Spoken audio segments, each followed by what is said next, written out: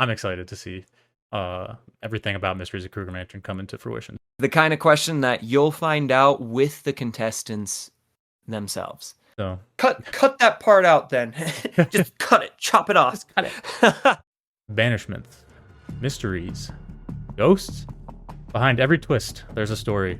From reality show strategy to animated storytelling, and the indie creators that bring it all together. We're here to analyze it, talk about it, and celebrate it. I'm Cove, joined by my co-host Deric Jackman, and today we'll be discussing a show that had its own theatrical premiere, but was taken down from YouTube for various reasons, The Mysteries of Kruger Mansion. Welcome, my fellow jury members, to the Final Marshmallow! Sorry, I totally whiffed you at the very end. That's okay. We're trying something new anyway, so we're not. I don't think anyone's used to me being the one that starts these episodes off, even though it's only been 4 episodes. But whatever. But yeah, welcome back to the Final Marshmallow. We're excited to jump into today's topics. But first, Deric, how are you doing? How are you doing today? I'm doing great. I'm pretty stoked to jump on this. A lot of people have asked me, or they've made comments like, "Is the Mysteries of Kruger Mansion dead?" And I'm excited to finally address that over like years of silence, and also taking down the pilot from YouTube. The fact that we get to talk about it is going to be so fun. Yeah. I'm excited to dive into this.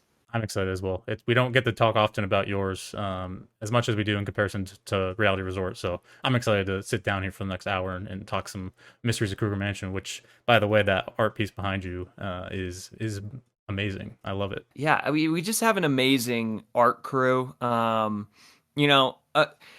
Somebody who created our designs just in general, our character designs, is Corza, or otherwise known as Sour Guts nowadays. And they do just such a fantastic job with our art, specifically our character designs, which is what we're currently mapping out right now as we're redesigning our entire cast, and we're at the tail end of it. But we have a small little art team that works on our backgrounds and our character designs, as well as our logo now. And our background designer Fern is, I've seen them progress since we released the pilot of Kruger Mansion to now, and so I think I've worked with them for about 4 years, 3 years now, and yeah, I'd probably be closer to 3, and they have just made some tremendous progress with their art. So it's honestly just an honor to work with such a talented team of people. Yeah, I can vouch for that. Blessed. I can vouch for that for sure.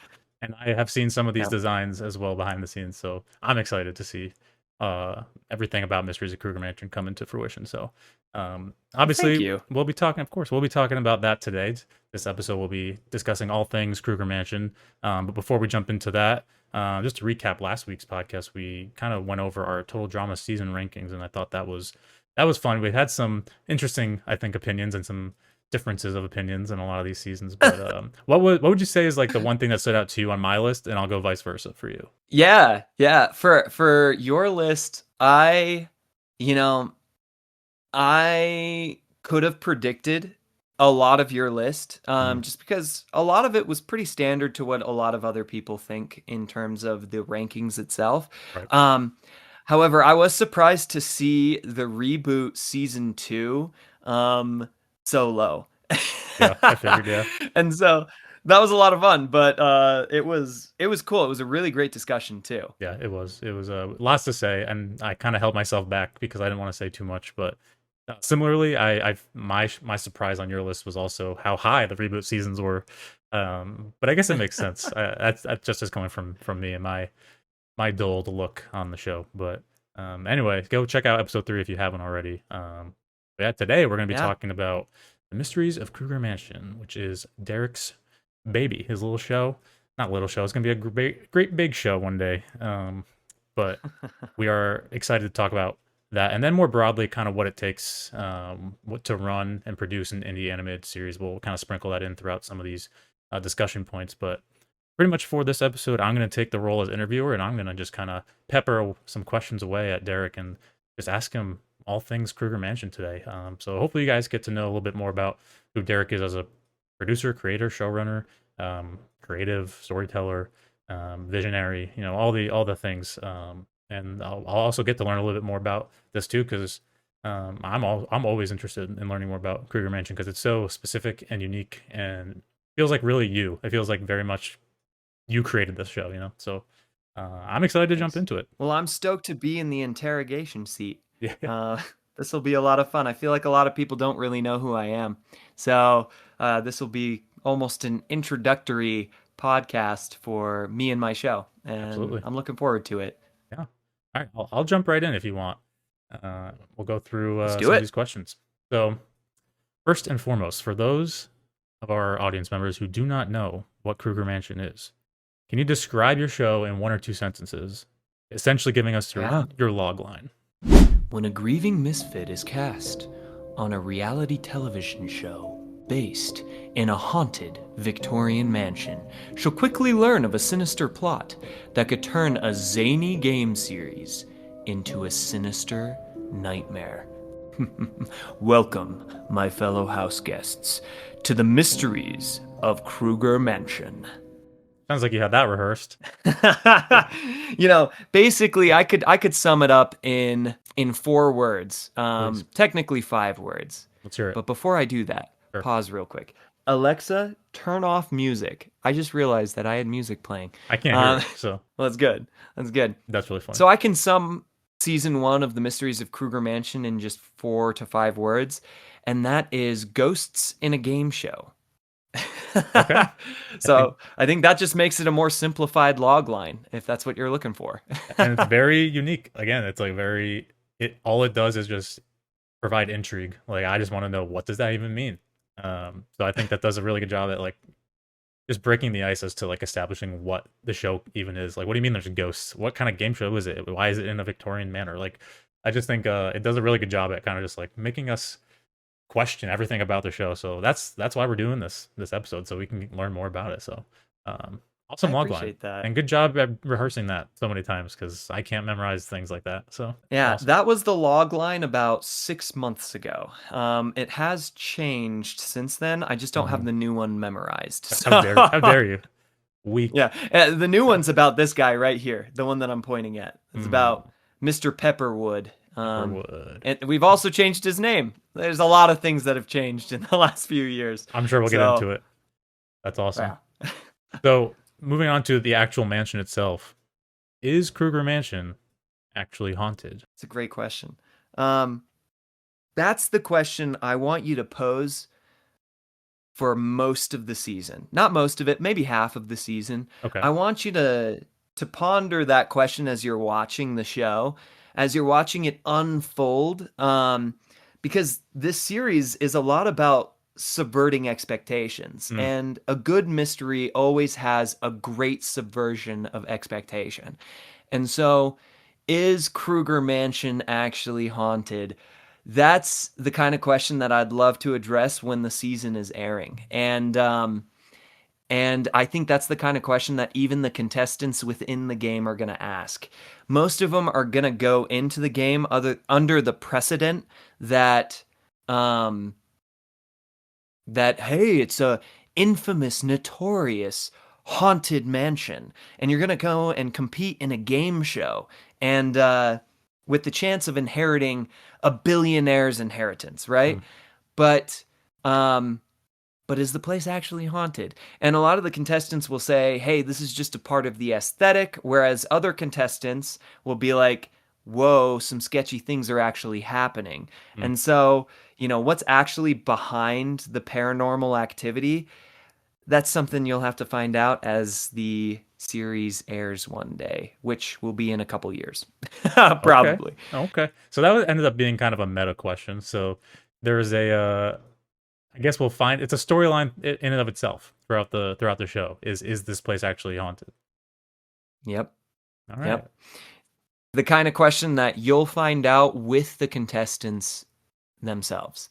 That's and fun. So, yeah, there might be a conspiracy to it that they unravel and have to discover, or there might actually be foul play that is, cursed the mansion. Who knows? Like, I think that's going to be something that's going to be really fun to unfold, but you do get acquainted with different spirits because each challenge is connected to a room that gets unlocked in each episode, and Mm. there's a spirit that is cursed to that room, and that dictates what the challenge is.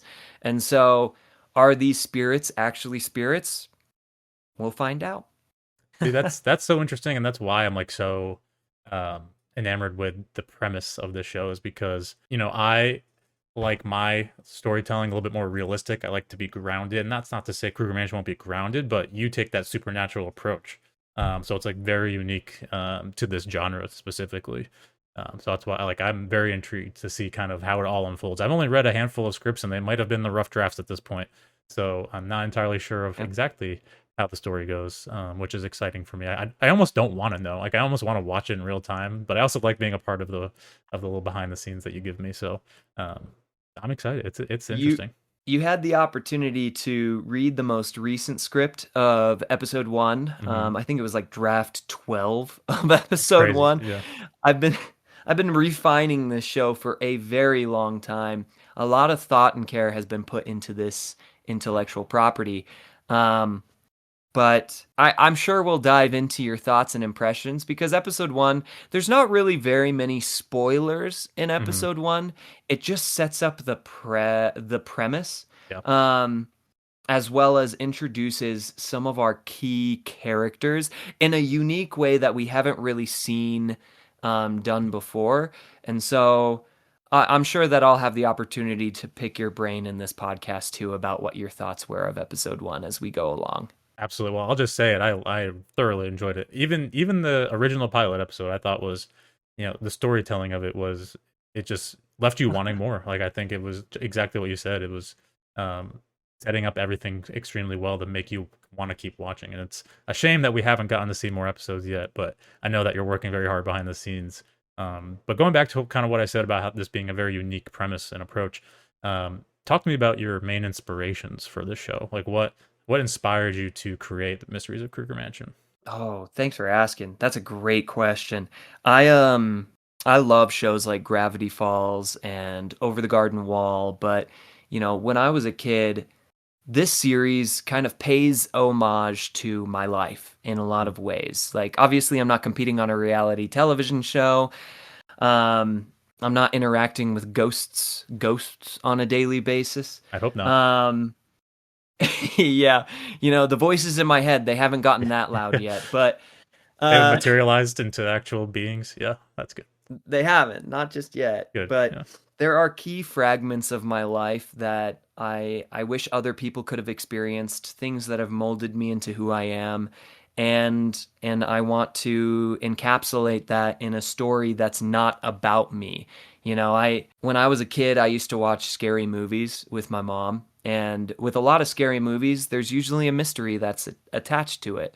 And so it was kind of like riding a roller coaster where it's intriguing, it's fun, it's a roller coaster of events packaged into a story. Hmm. And when I became a teenager, I got acquainted with Total Drama Island, which acquainted me with reality television in general, including Survivor and Big Brother and other shows adjacent to that.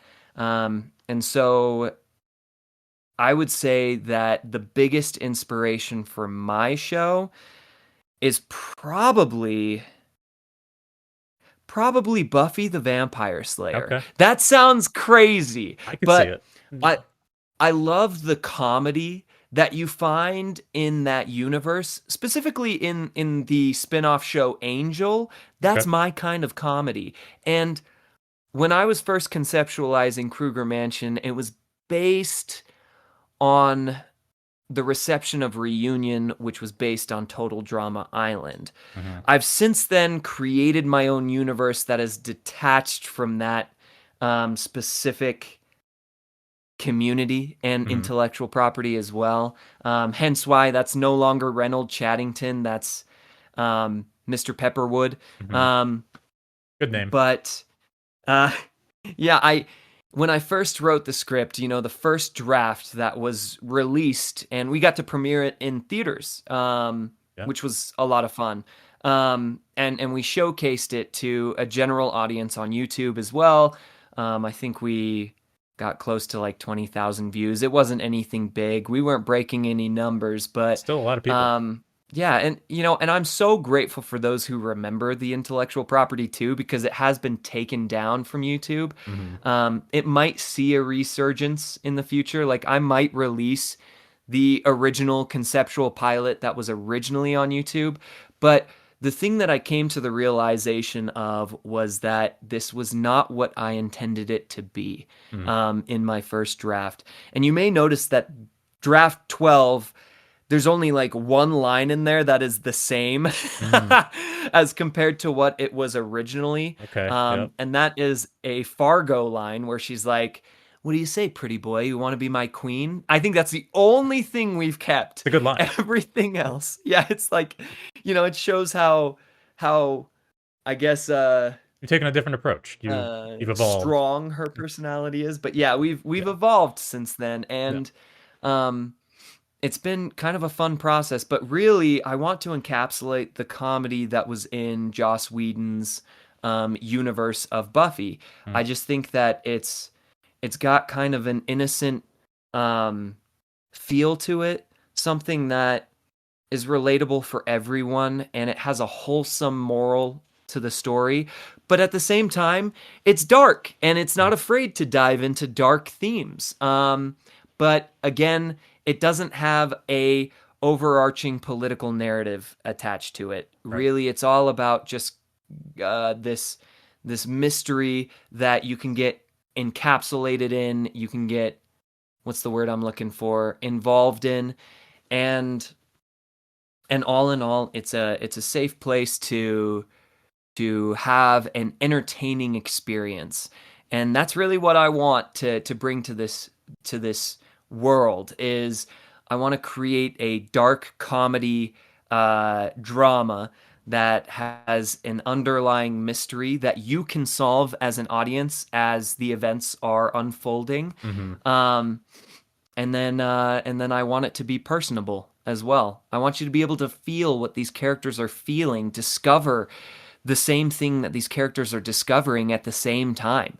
And that's really my goal. And hopefully, as you're watching it, you can feel safe with some of these characters who are in this game, who are competing, who are watching these events unfold.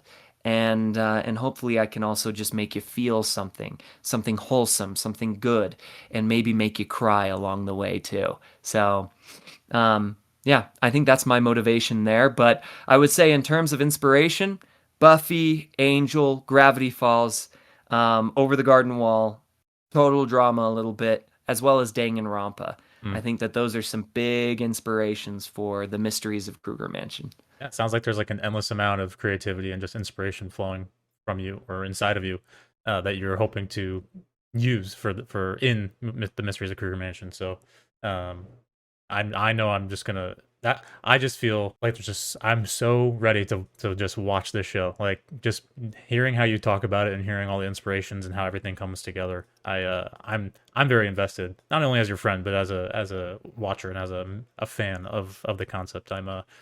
I'm ready to see how all these inspirations come together to create the Mysteries of Kruger Mansion. And before I go on to my Dude, next thank you. question, of course, I wanted to walk it back 1 second to you brought this up, and then I also brought it up at the beginning. You had a theatrical release for episode one, which is like super We cool, and did. I feel like it's kind of like doesn't really happen that much, especially for indie animation. And obviously it was probably mostly crew and friends and family, but I just kind of want to hear about what that experience was like and kind of like how that made you feel, like how it felt to see your show, your pilot, even if it wasn't exactly how you wanted it to be, how you felt watching that on a big screen in the theater. Dude, thanks for asking this question. I've never been asked this question before, and oh, it was a stressful Yeah, yeah, experience. I'm not gonna lie. sure. When you're an indie animator and you're just working things out on your own, um, it's just a lot of work. And that week that we did the theatrical premiere, I think I might have gotten 10 hours of sleep Mm, accumulated. jeez. And so it was stressful, but it was so worth it. and it was worth it because we had over 100 people attend Nice. our premiere, and it was a good way to gauge what people's impressions were. There Yeah. were a lot of people who were in that theater that had no clue what our show was or what Mm, it was about. And partially because they were friends of friends or family members to cast members. right. But there were also people in the community that just like to support indie projects, and they attended, and it was amazing. And it was that moment that I realized that I wasn't ready to release this property because I'm not the greatest when it comes to writing comedy. Mm, I love writing something that makes you think. I love mysteries. I love intellectual conversations. hmm. And I'm good at writing flirtatious banter. So charisma, I could do that, He's got right? the Riz guys. But not as much as Riz God from Survivor. But I will say that that there were a couple people who chuckled a little bit, but in places that weren't meant to be comedic. Mm, And I was like, wow, I need to be really intentional about writing comedy. And that's why we have 12 drafts of the original yeah. episode, the pilot episode. And that was because I came to the realization that I want to give this property its due diligence and run it back. But that theatrical experience was amazing. We took tickets at the front of the theater, and we gave away a television at the What? premiere, which was Sick. Okay. amazing. It was a 75-inch TV. Okay. Packing. Um, and then we hosted a gala afterwards, and we got Right. a bunch Yeah. of musicians that helped us, with the soundtrack of our show. We got a bunch of people from the community to come in and perform, and we hosted this gala on the rooftop of a building that has like 9 stories Okay. on it, so we got to overlook the entire city. And it was all just because of Kruger Mansion. It was amazing just to watch the connections form, and the networking capability of this intellectual property was something. And I'm so grateful for the many hands that came and assisted me during that very critical time. So that Absolutely. includes my executive producer, Nick, who eventually you guys will get to meet. Heck yeah. He's kind of been behind the scenes a lot, helping me with proofreading the show. But I would say that all in all, if I were to encapsulate that experience into one word, it would be um, gratitude. Mm. Either gratitude or humility, because I got my butt kicked that month Yeah. Yeah. to make it happen. But I learned a lot of amazing things along the way and met a lot of amazing people. So That's great. I remember texting you throughout that week, and I remember you vividly saying, "Dude, I am exhausted," but it sounded electric. So, um, what was I gonna say? Oh yeah, it was a I lot of wish fun. I wish I could have been there. But I know everybody had a good time. I'm 100% positive, and it's really interesting to hear how you the reaction to the comedy parts. I think was very interesting of like how you pointed that out specifically. Like, oh, I really need to refine this because it's not landing how I want it to land. I think that's really something that I want to give you props for because you don't release something until it's like I don't want to say perfect, but up to the standards that you have for it. And I think that that is really commendable, and I think that's really awesome because there are times where I feel like I just want to put this out because I want it to be done. I want to move on to the next thing. So I feel that's something that's really commendable about you, which is that you take that time for feedback and to really refine your skills, and specifically with the comedy, which I thought it was funny, but and I thought that the 12th draft was Thanks, definitely funnier. But I think I just thought that was really cool to point out. And we'll talk about more about your pilot in a few questions, but I kind of want to backtrack more before we even get to the pilot episode and just talk about the journey of getting to that pilot episode. Talk about conceptualizing the series, working on it. How long did it take you to conceptualize the series? I know you had mentioned that it kind of started after man. reunion, but how long did it? How long did it take you to kind of come up with everything to move forward with this pilot episode? Thanks, man. That's a good question. Very profound question. Hard question to dial down because I don't think it all just happened at once. Mm-hmm. It was a slow process, and I do remember. Okay, that might have been a lie. I remember when it started. I just don't remember the chronological process of how all the events unfolded. But Hmm. it started off as a dream Oh, in the year of 2029. Um, and I was pretty big into Battle for Dream Island. I loved that show. And I always thought it you would mean be cool. 2009? No, 2019. Oh, Yeah, 2019. Okay. 2019 is when I. You said 2029. I'm like, that doesn't exist. Yeah. But okay. Did I say? Okay, sorry. I was like, wait, where are we? Started in 2019. Yeah. Sorry. Yeah. Like, what year are we in? um, Yeah. yeah, it's been a long work day for Yeah. me. Yeah. So, No, it's all good. it's been about 6 years, and it all started off as a dream, and then it converted into something else. and and so the dream happened before the reunion debacle, and then following that, there was an opportunity. There was a void that needed to be filled, and I pitched the idea to Adam. Adam liked the idea. We ran with it, but Adam was a one-man production team at the time, Mm. and so at the time, Odd Nation Cartoons was uh, having some kind of situation with Total Drama to where they had to stop posting briefly with Disventure Camp. I think that's when they also relabeled it. Um, but they fought it and they won. But during that time, I saw an opening and I emailed them and I was like, "Hey, I'll give you $4,000 to animate my first pilot, which is cheap. It's Yep. very, very cheap for animation, and I don't think they would do it for that price now." Um, and But they signed on to it. They liked the concept, and Jared and Robert, they're so strategic, methodical, calculated in how they go about their animation. And so I was able to collaborate with not only Blue Productions, which is Adam. A lot of people get this misconception that the Mysteries of Kruger Mansion is Blue Productions, but it's not. Hmm. That was mine, and my studio is totally Tops Television. But it did spawn from Blue Productions, which is Adam's studio, and then we were able to collaborate with Odd Nation Cartoons. So really, it was three studios in one, creating this intellectual property, and a lot of people I think are going to think that this was inspired by The Traders, which Mm. is a new reality television show. But the concept of this show was conceptualized long before The Traders was ever aired. Mm. And so it is very similar though, and we use identical language too, such as when someone is eliminated from the show, you're banished from the manor.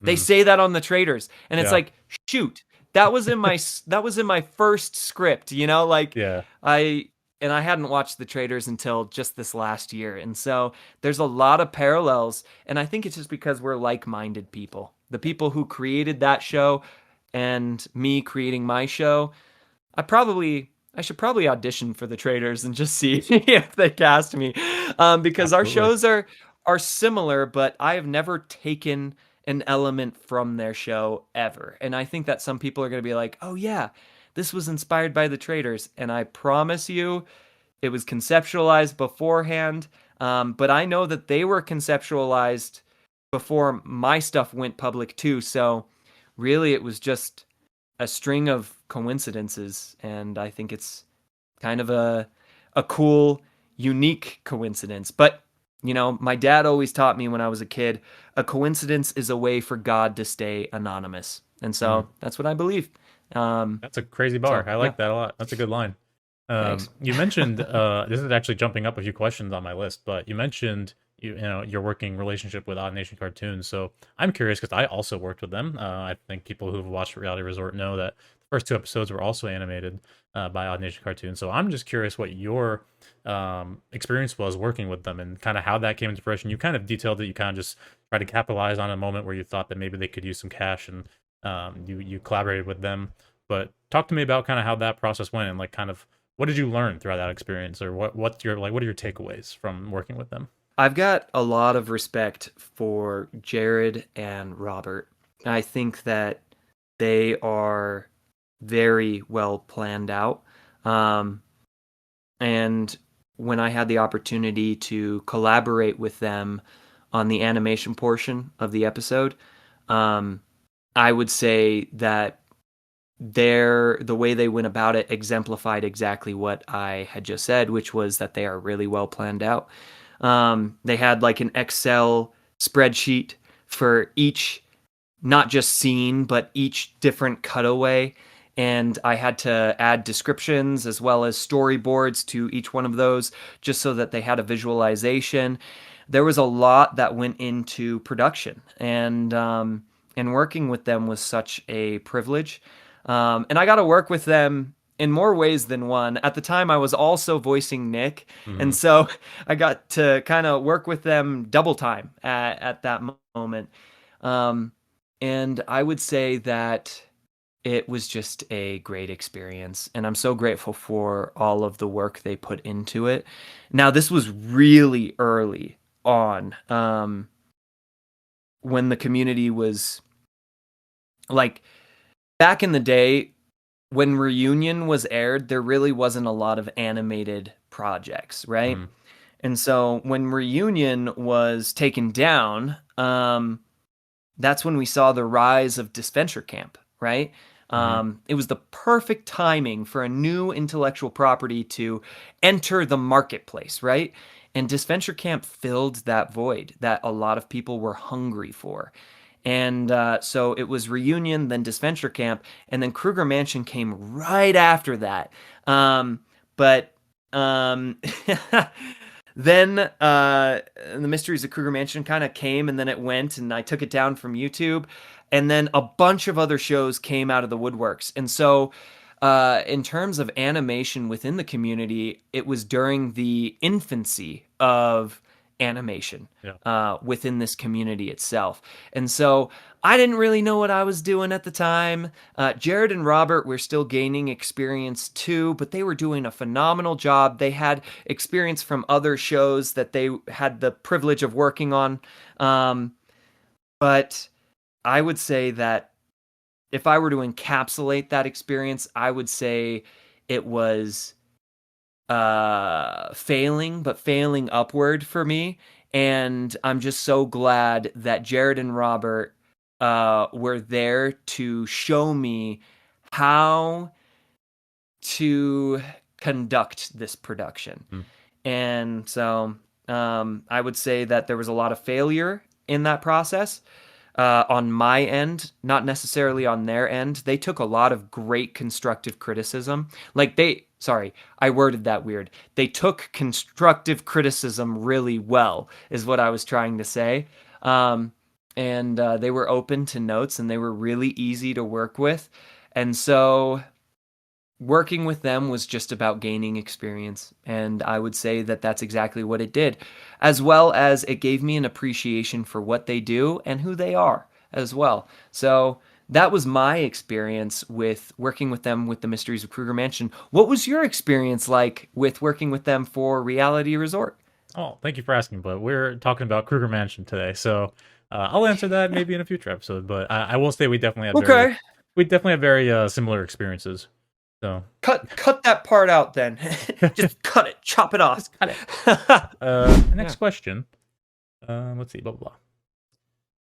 All right. So, how was your experience working with Odd Nations? We can talk about kind of my experience working with them too. Maybe if we talk about Reality Resort in another episode. Wink, wink.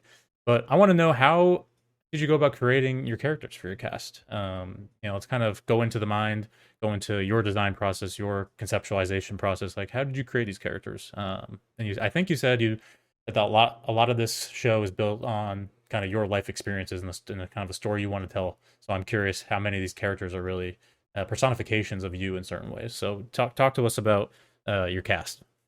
Yeah. Well, I um I had a lot of tender experiences growing up that molded me into who I am. And I shared that earlier in the podcast, but each one of these characters is a facet of my personality. And so I find myself relating to each and every single one of them. Even if their story isn't 100% congruent with mine, like they will experience things that I've never experienced in my life. Um, So I would say that these characters are a culmination of me, as well as people who have been a big influence in my life. Um, for instance, one of the main characters is a personification of my mother, Mm. and my mom is a mama bear, but she also has her quirks. And I think one of her strongest uh, qualities and features is how much she loves her kids. And so I have a character that goes through a similar story of an experience that my mom had when she was younger before she was married. And um and so my parents are a big inspiration for me. My family in general is a big inspiration for me. You know, I grew up with three sisters and a brother, and then my grandparents I was very close to, um and I had the opportunity to reflect on their lives as I was at their funerals. Um and I think that ultimately my family is what inspires these characters, and so I see my DNA in each one of these characters, and so I don't ever want them to be written in a disgraceful way. And I see that with like modern day media right now. Like they're willing to put down certain characters in order to raise other characters up. Marvel does it all the time. I see it in the comment sections of this community all the time whenever they compare shows. They're like, oh, this show is better than this show. And it's like, if you were to ask me which character was better than other characters, I couldn't tell you because I love all of these characters so much, and I try to uphold them with dignity. And even though they're flawed, um, they're very human and relatable. And so that's how I go about my characters. Is I just think about who would I want to root for, who do I relate to, and then I think about stories and experiences I've had, as well as the kind of stories that I want embodied in these characters that exemplify my family. And that's really where it comes from in the end. That's awesome. We have a lot of shared and similar to no one's surprise experiences and thought processes here as it relates to our productions of our shows. So I resonate a lot with what you were saying there. I actually differentiate it as well a little bit, so I'm excited to kind of talk about that maybe later. But it's really interesting. Love that. I'm glad every time I hear you speak about the show, it feels like it just sparks whether it's excitement or just creativity or just some sort of memory. It always feels like you're very attached to the show, and I feel like it shows by how you speak about it. And it's exciting to know that how intentional you are with how you craft these characters and how much they mean to you. So that's awesome. Thanks. Well, I know we have two questions left. How about we just do the one question, which is the what would success work? Sure. If you're okay with ending on that one, I think Yeah. that's a good one to end on. Sure. But before you ask that question, do you mind if I express something real quick? Yeah, absolutely. Awesome. I actually forgot my train of thought as I was talking just now. Dang it! What was I gonna say? Oh no. What were we just talking about? We were talking about the characters and how they embody. Oh, yes. Okay. So, when I was constructing this world, um, I was very inspired by the world that we live in currently. And so the world itself is constructed around these characters. And in each character is light. They all have good qualities and they mean well. Whether or not they go about it in the right way is questionable, but each character is a symbolic representation of light, and the world itself is dark. And so it is the characters that illuminate the world. The world has ghosts and other demented things that we'll explore, right? It has a lot of conspiracies and trivial trials that they'll have to experience. And so what I wanted to convey was a sense of redemption and trust amongst characters that embody humans, because I want us as a human race to trust each other again, even if we are in this world that is filled with a lot of turmoil and darkness. And so, hopefully, what people get from this story is that you can choose to be the light even in a world full of darkness. And so that is the hope that I want to bring. That's the message I want to tell with this story, is that even though it's a dark comedy, there's a lot of light within it too. Well, that's very well said. Thanks for sharing that. That's really cool. And Thanks. I'm excited to see kind of how that works, how these characters embody that light. I think that's something that's really aspirational and very just inspiring.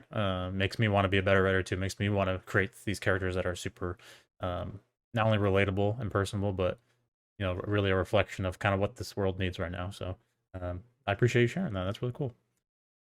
Thanks. So yeah, I could ask you questions about Kruger all day. I'm sure you could talk about it all day, but in an effort to wrap these things up, I'm gonna hit you with one more question. Obviously, Kruger Mansion's been in development for a while. You've kind of kept refining it. You're on 12 drafts of each script, right? Of at least episode one. So I want to know, to you, in your opinion, with your very specific production plan that you have put forward in place, what would success look like to you? How would you know that you've made it with Kruger Mansion? How would you know that this is exactly what I want to be doing? What I'm about to say is going to sound absolutely crazy. Yeah. And and I'm okay with it. I'm very proud to be sitting where I am, and to not only have my feet on the ground but my head in the stars. Mm. And I will continue to dream that way. And so a few years ago I was contemplating on where I wanted to sell this show. What studio could harness this show's capacity to reach the globe, Mm. right? And it was tough because I couldn't really draw a conclusion that I felt comfortable with. I thought about several different avenues and several major studios that would be good options for the show, but they weren't the most optimal. And I felt that. I felt that deep down, instinctually in my gut. And one day I was at Six Flags and I was riding a roller coaster, and I thought to myself, man, we're never really going to see theme parks ever again get built from entertainment, because it's just, who has the money to do that, especially with the rise of prices right Mm. now? Who can afford to build a roller coaster, Right. And it's like I could sell or attempt to sell my show to Disney. That wouldn't be a horrible option at all. It wouldn't be a bad option either. That'd be a good option. Traditional Disney, I admire traditional Disney a lot. And I know a lot about Walt Disney and his background and who he was as a person. But what I'm looking for is a modern day Walt Disney. And so I thought to myself, well, you know who would build a theme park one day? And this was 6 years ago, mind you. I was like, Mr. Beast would. And so, how do I know if I've made it?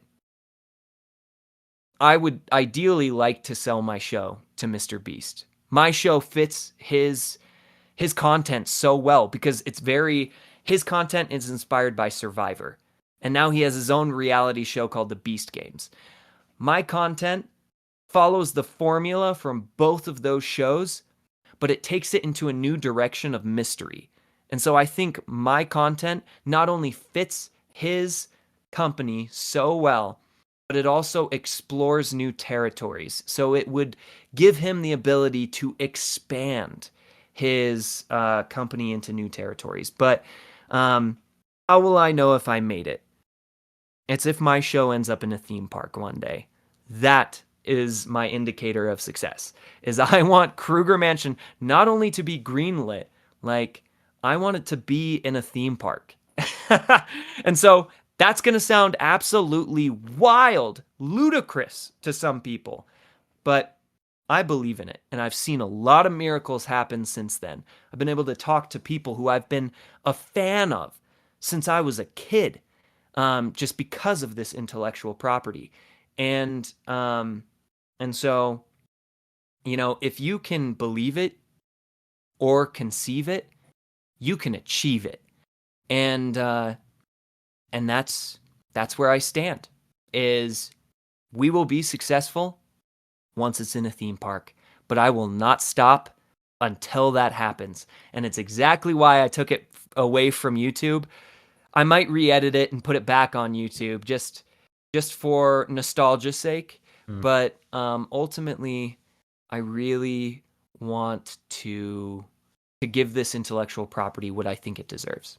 And so Well, that's a hopefully great that answers your that's a question. great answer. That's very specific, very you have big dreams, but they're very I don't think they're unattainable, and I think they're very well intended, and they're very specific. Like I said, they're specific. They're you know what you want, and you are trying to everything that you can to get there. And I've when you first pitched the idea to me about getting Mr. Beast on board and having your show in a theme park, I'm like, that sounds crazy. But at the same time, I'm like, you can. If I know anything about you, you'd be the person to make that happen.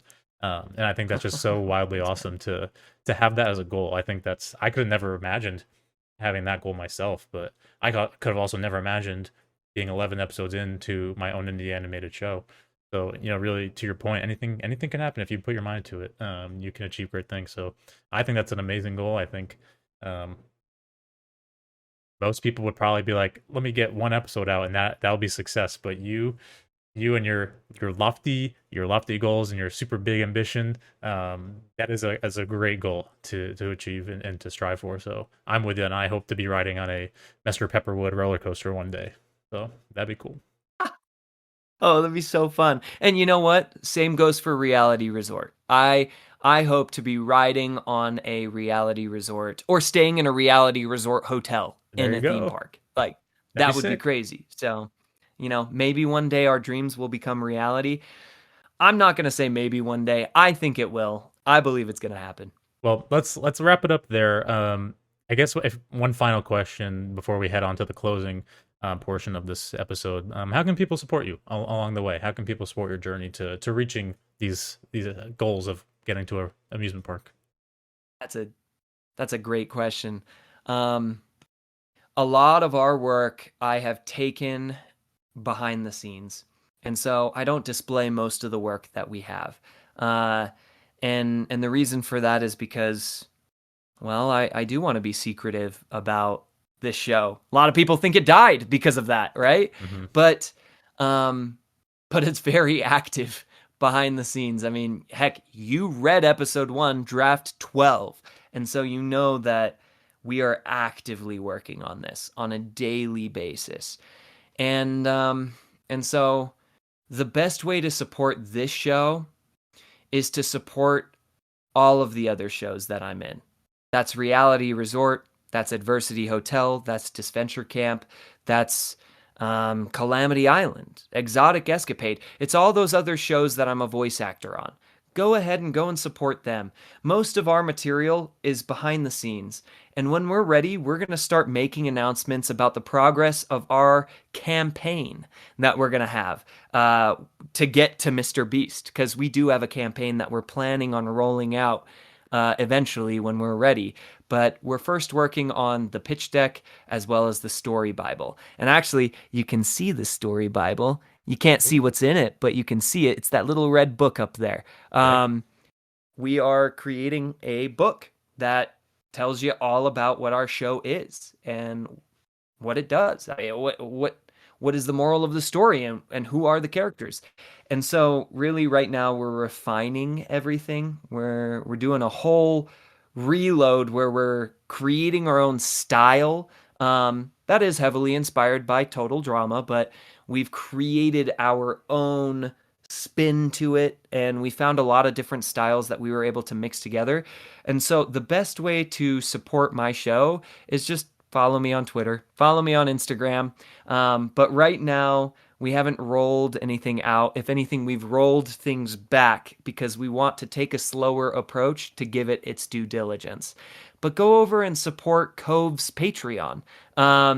There you can get exclusive content of this podcast, The Final Marshmallow, as well as if you go and support Disventure Camp. You know, if you guys request Nick, you might see him come back on a future season. I hope that happens. Because I love playing that character. It's so fun.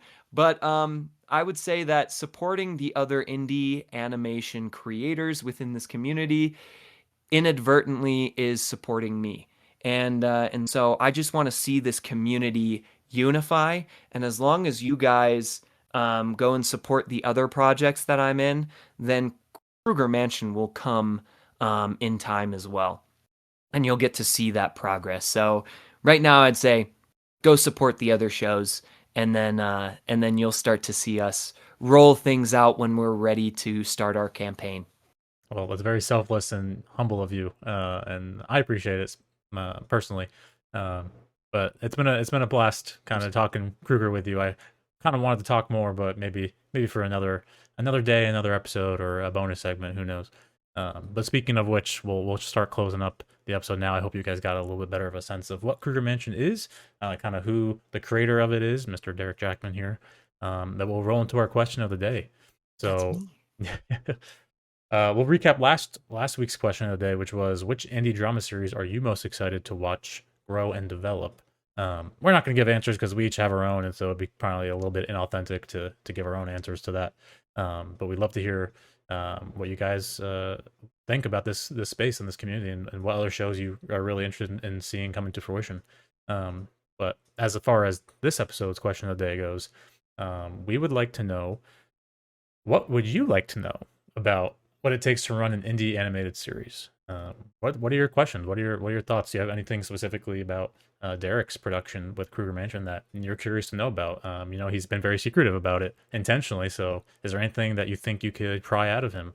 Let us know. Drop some questions in the comments, and we'll be happy to answer those maybe in the future. But yeah, anyway, that'll do it for this episode. If you want to see more bonus content, you can become a paying member. $10 and up, you guys get bonus segments on the Patreon. These will be coming out every Monday, and you get early access if you are a paying member at any tier on the Patreon. You can also submit questions now as the two highest tiers on Patreon. You guys can submit questions for us to answer in future episodes. We will probably be doing that starting with this episode. So go ahead and check that out if you want to. But other than that, we are going to wrap up the episode here with a little bit of a closing monologue. So I'll guess we'll see you guys next time on the Final Marshmallow.